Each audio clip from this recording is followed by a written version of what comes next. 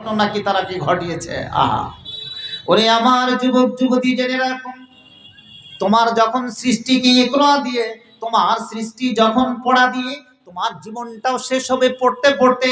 অতএব তোমার জীবন তুমি নিজের ভাবে তৈরি করলে না, ইমানকে সেইভাবে তৈরি করনি।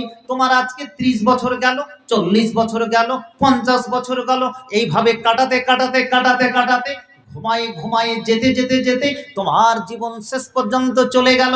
ওরে যুবক যুবতী, জেনে রাখুন, জেনে রাখুন, এই প্রোগ্রাম যদি তোমাদের জন্য হয়, এই প্রোগ্রাম যদি তোমাদের ক্ষেত্রের জন্য হয়, তুমি কিন্তু একটা অক্ষর শুনো না।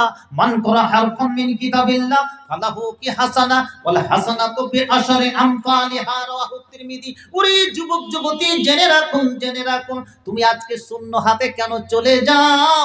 মসজিদে কেন তুমি হাজিরি দাও না? বড়দের কথা তুমি কেন মানো না? বাবা মায়ের কথা তুমি কেন মানো না? এবং ছোটদের প্রতি কেন স্নেহ করো না? তোমাকে পেট পূজারী হিসাবে এই জগতে তৈরি করেনি, তোমাকে পৃথিবীতে কোনো কারণের জন্য এই পৃথিবীতে পাঠানো হয়েছে।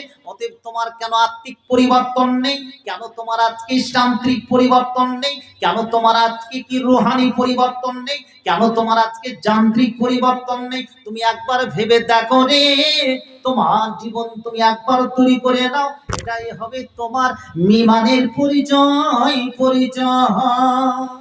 পৃথিবীতে মানুষ আসে আর যায়, মরণের পরে তাদের চিহ্ন খুঁজি নাহি পাওয়া যায়।